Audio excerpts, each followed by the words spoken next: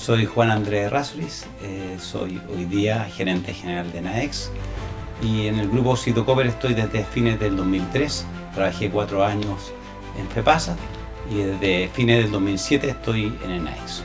Me encuentro con un grupo que había transitado ya de una empresa, enfocado a su negocio principal, original, que era la construcción, a una empresa que ya es un holding que tiene, múltiples áreas de desarrollo. Estaba en ese tiempo en la parte de electrodomésticos, tenía una compañía de portuaria y también de transporte como era FEPASA, y evidentemente NAEX, que estaba en el tema de los explosivos. Tenía una compañía que hacía films para empaques, film plástico. En fin, era una empresa que era un holding y que estaba en el proceso de transformarse en una compañía abierta. Estaban empezando a pensar en que tenían que abrir la compañía a la bolsa. En ese momento, estamos hablando a fines del 2003, FEPASA era filial de Puerto Ventanas. Había sido comprada un año antes, entonces estaba en el proceso de transformación y de alguna forma de adquirir la cultura del grupo. En ese tiempo, y creo que siempre, la cultura del grupo era una cultura que está bastante gatillada por ingenieros que se dedicaban a la construcción. Les gusta construir, les gusta desarrollar cosas en el largo plazo. Entonces ellos invirtieron en ferrocarriles porque pensaban que era una compañía que estaba en la infraestructura de Chile y que permitía desarrollar industrias y el país como un todo. En ese periodo el principal desafío era una compañía nueva para el grupo, era consolidar la base de clientes. En ese minuto era una empresa que era el transportista ferroviario más importante de la zona centro-sur y era de alguna forma desarrollar nuevos clientes en el área minero y en otra área. El año 2007 me piden que vaya a contribuir a NAEX. Habíamos desarrollado FEPASA tenía ya una estructura de gente nueva, de posadquisición por parte de Cito Copper, pero el grupo veía que el principal desafío era el crecimiento de NAEX. Y en ese momento NAEX tenía una generación que había sido muy exitosa, pero que de alguna forma estaba llegando a una madurez, y el grupo sentía que se requería una generación de recambio, y parte de ese recambio es mi llegada a NAEX. Al menos lo que escuché es que en una visita, entiendo, a un ministerio, en ese momento el presidente y vicepresidente de Cito Copper, que eran Ramón Aboite y Juan Eduardo, se encontraron con un abogado que es Jorge Keri, y él les dice en ese ascensor: oye, ¿a ustedes les interesaría participar en la propiedad de NAEX? Y era porque el grupo, claro, que tenía 1/3 de la propiedad, quería salir, y para salir el grupo, claro, como tenía un socio americano, el pacto decía que la primera opción de compra la tenía Austin, que era el grupo americano. Si no la ejercía, el grupo, claro, compraba las acciones de Austin. Y Austin no tenía el dinero para comprarlo, entonces le pidió, así en ese momento, Jorge le pide a estos ejecutivos de Cito Copper, o dueños de Cito Copper, y ellos tenían que hacer una propuesta, creo, en 2 días, un plazo muy breve. Y ellos en 2 días dijeron: sí, nos interesa, y hicieron la propuesta. El proceso de compra de NAEX por parte de Cito Copper, yo creo que refleja, primero, la voluntad de crecimiento que siempre ha tenido el grupo. El grupo siempre ha pensado que hay que crecer y desarrollarse. Segundo, la convicción de que el mundo minero era importante en el país. En ese minuto el grupo Cito Copper no estaba tan vinculado a la minería como hoy, entonces que vincularse más al sector era importante. Y tercero, la audacia y las ganas del grupo de tomar nuevos desafíos. Cuando yo llego a NAEX, en primer lugar me encuentro una empresa que era muy exitosa y muy reconocida en el segmento de la minería en Chile, que tenía una posición, había ganado ya la posición de ser el líder en servicios de tronadura en Chile. Tenía un equipo ejecutivo, muchos de ellos venían de la constructora, que había sido muy exitoso, y parte de su éxito, y que era el éxito en realidad de la compañía, muy impulsada por los dueños, era haber construido 2 plantas de nitrato de amonio que lo ponían como un líder en la fabricación de este insumo, no solo líder a nivel de Chile, sino a nivel de Sudamérica. Entonces eso le permitía consolidar la posición en Chile y explorar oportunidades de desarrollo en Argentina, en Perú. Entonces, en definitiva, me encuentro con una compañía con un gran potencial de desarrollo, pero que hasta esa fecha era muy fuerte en Chile principalmente. Para entender cómo era el ambiente en el cual yo llegué a Enaex, de alguna forma quiero contar un par de anécdotas respecto a dos frases que me dijeron algunos de los dueños. En ese momento, Ramón Aboitis, que era el presidente de la compañía, me acuerdo, me dijo: mira, nosotros, Juan Andrés, somos industriales, no inversionistas. ¿Qué significa eso? Que nos gusta desarrollar las empresas, nos gusta comprar equipos, hacer ampliaciones, pero sobre todo desarrollar a las personas, generar capacidad en las personas para que puedan acompañar el crecimiento. Y eso significa que nosotros, cuando las compañías pasan por un momento difícil, no vendemos, porque seguimos invirtiendo a largo plazo. Y yo creo que eso es bien significativo de la cultura de Enaex. También en esos días o posteriormente, en alguna oportunidad, Juan Eduardo, que fue posteriormente presidente de Enaex, me dijo: mira, como compañías nos importa crecer. Y me dijo una frase que es bien extrema: las compañías que no crecen, mueren. Y con el tiempo uno se da cuenta que ese crecimiento es el que facilita que las personas puedan crecer, que haya ejecutivos que tengan mayores responsabilidades, que haya profesionales que crezcan en sus responsabilidades, por lo tanto en sus rentas y en sus capacidades profesionales. Entonces creo que esas dos cosas son bien significativas, que estamos hablando de un inversionista a largo plazo y un inversionista que quiere crecer, que quiere desarrollar capacidades industriales, pero sobre todo capacidad humana. Mi experiencia profesional en Enaex ha sido, la verdad, fascinante. Primero, tener un socio que siempre nos ha apoyado en nuestros desafíos. No solo nos ha apoyado, yo creo que nos ha estado desafiando a ir más lejos.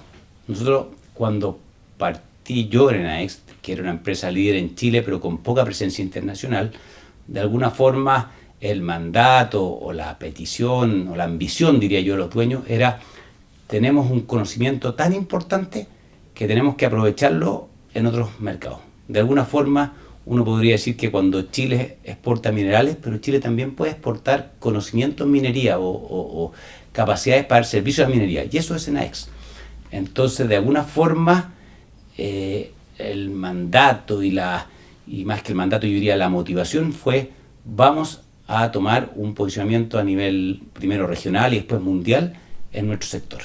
Estamos hablando del año 2010, cuando Enaex terminó de construir su planta Pana 4. En ese minuto, Enaex fabricaba 800.000 toneladas de nitrato de amonio, de las cuales yo diría un 60% se vendía en el mercado chileno. Entonces el 40% restante se podía exportar, pero el grupo tenía interés de no solo exportarlo como materia prima, sino integrada con su servicio.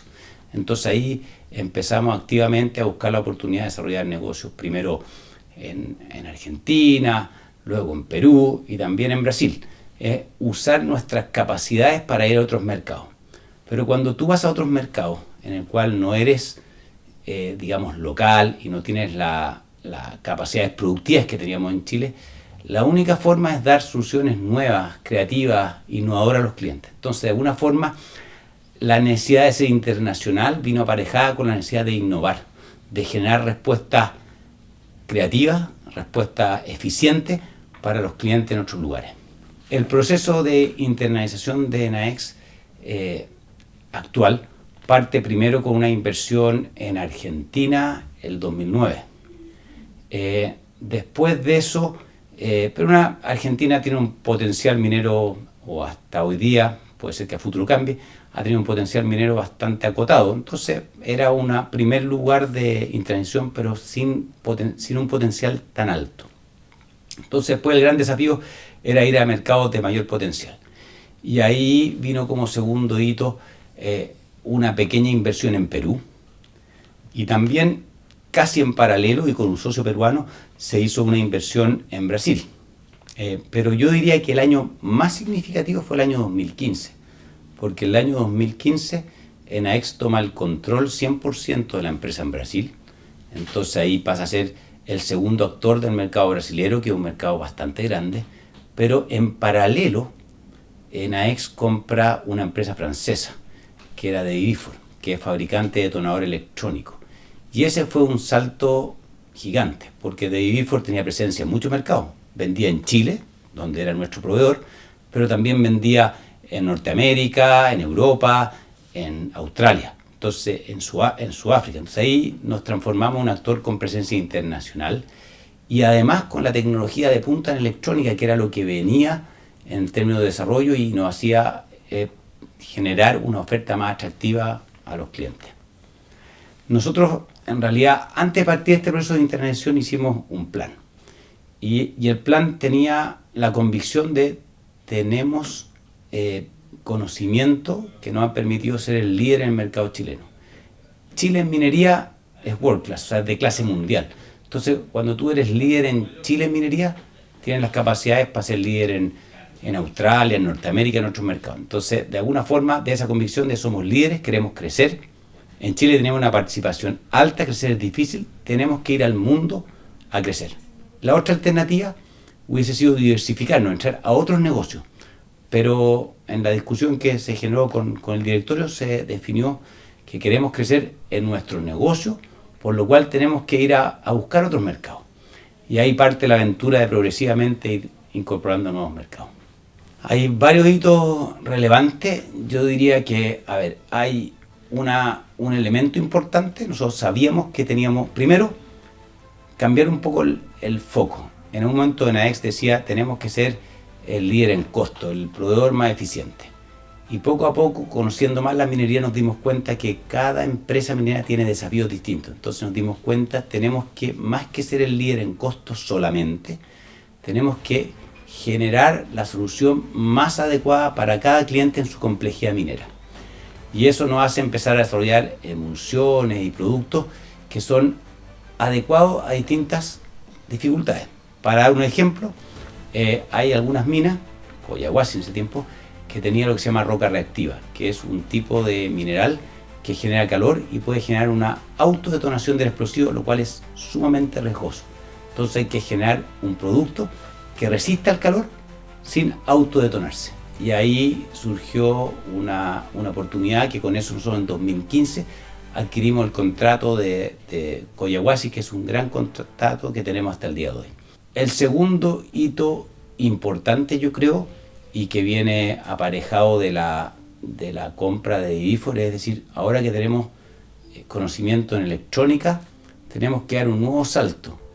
Y en ese minuto Codelco dice, oye, yo necesito en ciertos sectores de la mina trabajar sin personas porque no quiero exponer personas a zonas de riesgo. Y ahí empezamos el desarrollo de robótica. Como son las cosas en la vida, en 2017 bajar los precios mineros y Codelco nos abandonó, dijo no, yo ya no tengo dinero para seguir invirtiendo. Y esa fue una decisión muy positiva en la cual el directorio nos apoyó de seguir invirtiendo en robótica y desarrollar una solución robótica tanto para Open Pit como para las minas subterráneas.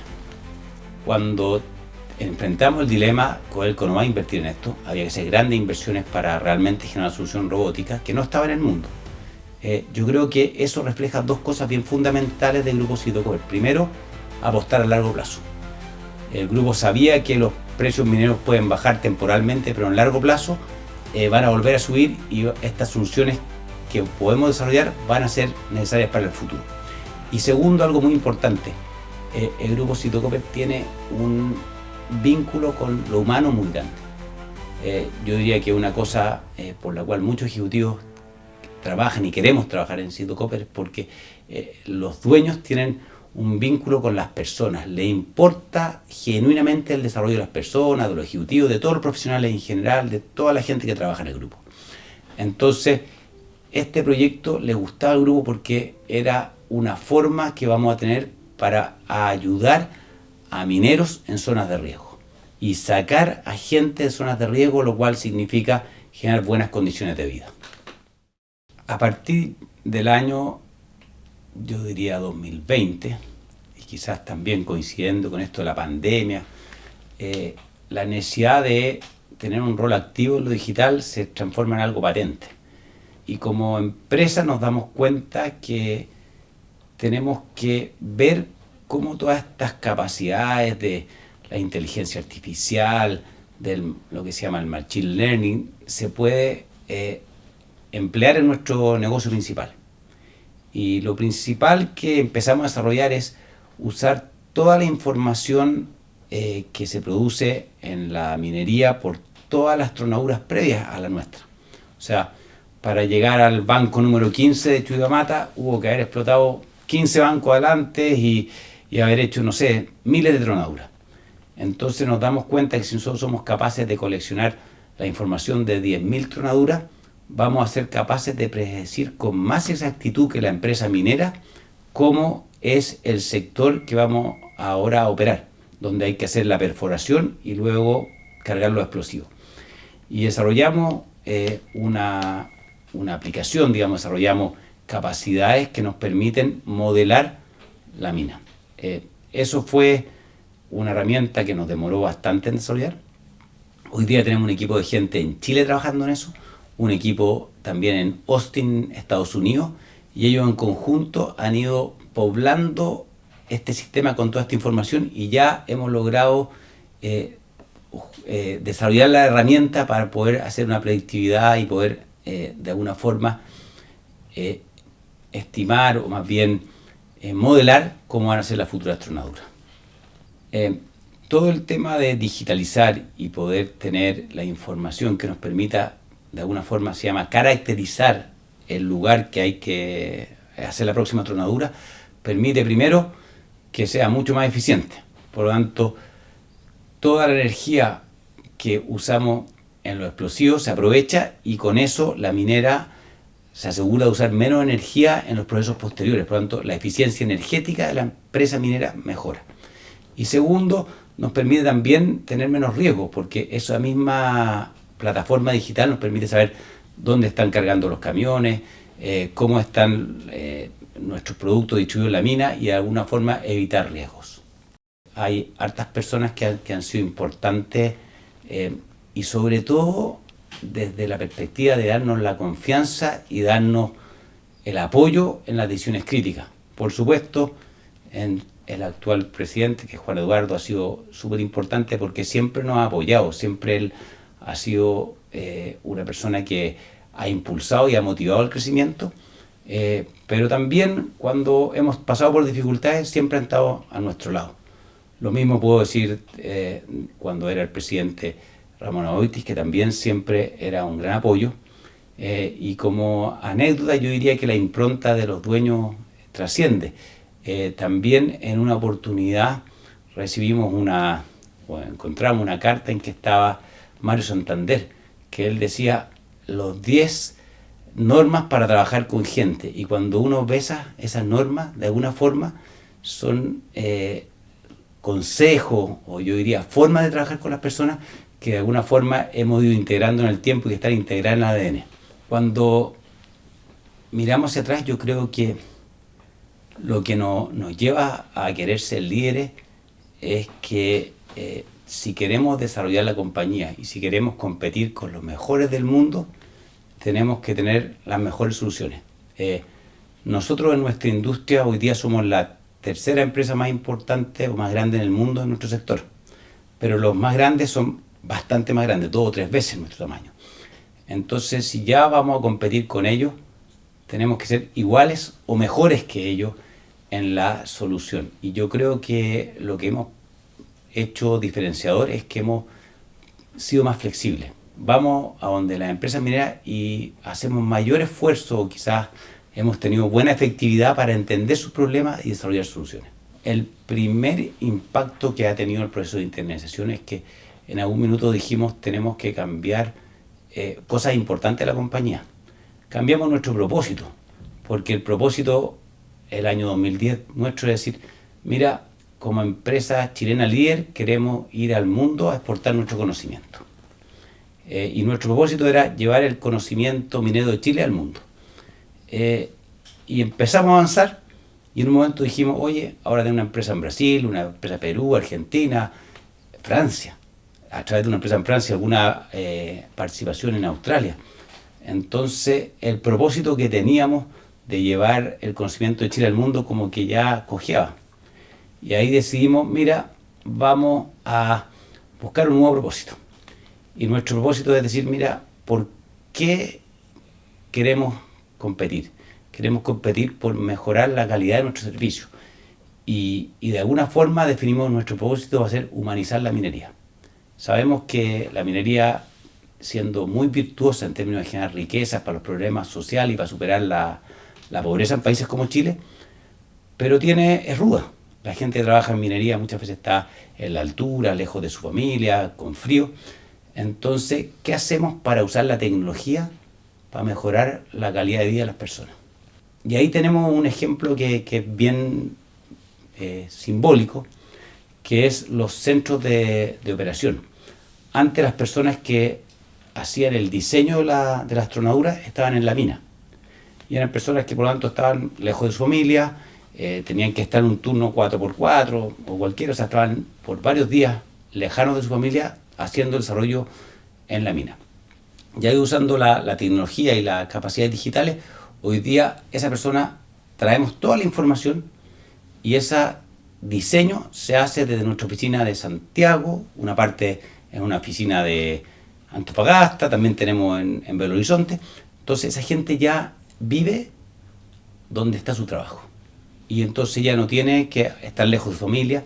Y ese es el tipo de desafíos que nos queremos poner. Cómo usamos la tecnología para mejorar la seguridad y la calidad de vida de las personas. Dentro de este proceso de internacionalización, también es importante y que va aparejado con el proceso de innovación, es que en algún momento contratamos un consultor externo para entender cómo ser más eficaz en la innovación, que se llama Iván Vera.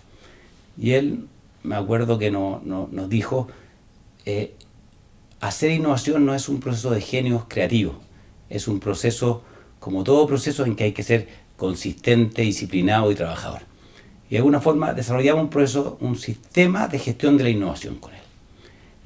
Y en algún minuto nos dijo, mira, si ustedes siguen trabajando en esta línea, estoy seguro que algún día van a ser capaces de desafiar a las principales empresas del mundo en su país. Y fue así como, de alguna forma, desarrollamos las capacidades que nos permitieron, primero, ir a un mercado más grande que el mercado de Sudamérica, que es Sudáfrica.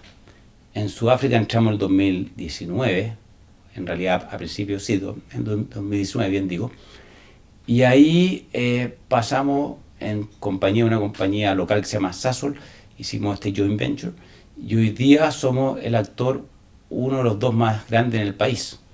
Y el 2021 entramos también en Australia, porque ahí está la casa matriz de las dos empresas más grandes del mundo. Entonces, de alguna forma se cumplía esto de ir a competir con las empresas más grandes del mundo, y no solo en Chile, sino que en su propia casa.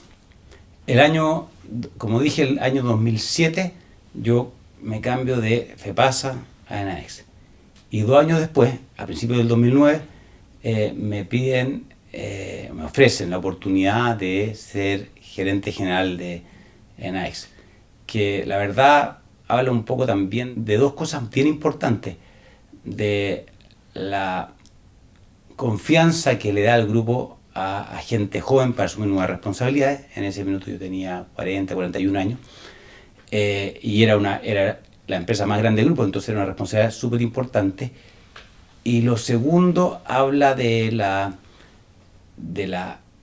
importancia que le da el grupo a pensar a largo plazo. Entonces, si ya la generación gerencial estaba llegando cerca de la etapa de jubilación, tenían que apostar a un gerente que fuese capaz de proyectar la compañía por muchos años más.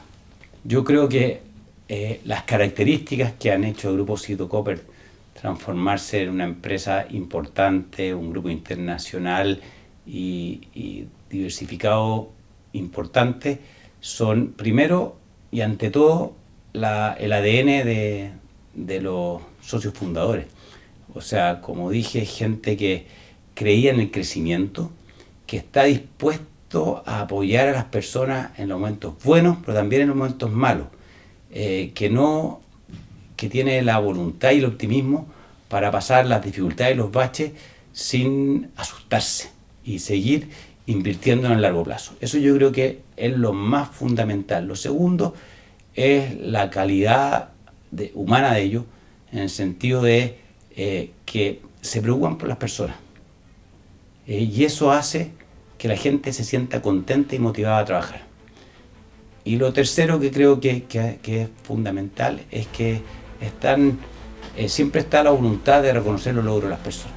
Entonces, cuando uno ve, yo creo que lo más significativo es que la gente está harto tiempo, porque de alguna forma se siente en su casa y de alguna forma tiene ganas de ser parte de una familia. Lo que es permanente en el tiempo, yo diría que es, primero, la voluntad de seguir creciendo. Nunca, independiente que uno podría pensar ya lograron mucho, quieren seguir creciendo.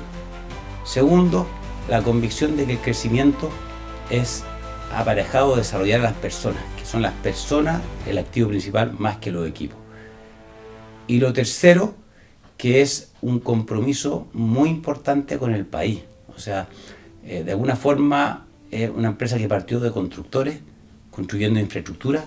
Hoy día creen que tienen que construir oportunidades para la empresa, para la gente que trabaja en la empresa y poco a poco tener más gente trabajando en la empresa. También hay algo importante quizás en el grupo, que es la voluntad de ser internacionales. ¿Y por qué? Porque el grupo se fue centralizando en la minería, y la minería es una industria internacional. Entonces, si quieres ser bueno en minería, tienes que ser bueno no solo en Chile, sino que en el mundo de la minería en forma integral. Y de alguna forma eso condiciona la forma de desarrollar la minería, la empresa, y condiciona lo que quiere hacer a futuro. A futuro yo creo que el grupo va a seguir centralizándose más en la minería como industria y por lo tanto seguir creciendo no solo en Chile, sino a nivel internacional. Cuando pensamos en AEX, hoy día es una empresa que primero tiene 7.800 empleados en el mundo, de los cuales hay como 2.000 en Chile y poco más de 5.000 afuera, bastante más de 5.000 afuera. Segundo, es una empresa que tiene operación con plantas productivas en 11 países. Tercero, que estamos, yo diría, en la mayoría de los mercados mineros importantes. Y también creo que es bastante relevante el crecimiento de nuestras ventas. O sea, en los últimos 10 años más que duplicado el tamaño de la compañía en los principales indicadores en ventas. Hoy día estamos cerca de $2.000 millones de ventas al año, y eso ha sido un poco parte del crecimiento orgánico, más inorgánico por la adquisición de otras empresas. Uno de los principales desafíos que tienen AEX hoy día es cómo seguir siendo cercano a los clientes y cercano a las personas a la vez que somos más grandes. Las empresas grandes a veces tienden a transformarse en burocráticas, que todas las decisiones las quieren tomar centralizadamente donde está la casa matriz, y se olvidan que hay que estar cerca de las realidades, cerca de los clientes, cerca de las personas claves. Entonces, ¿cómo nos mantenemos ágiles y cercanos, pero a la vez aprovechar la oportunidad en innovación y en otras cosas que da ser una empresa más grande?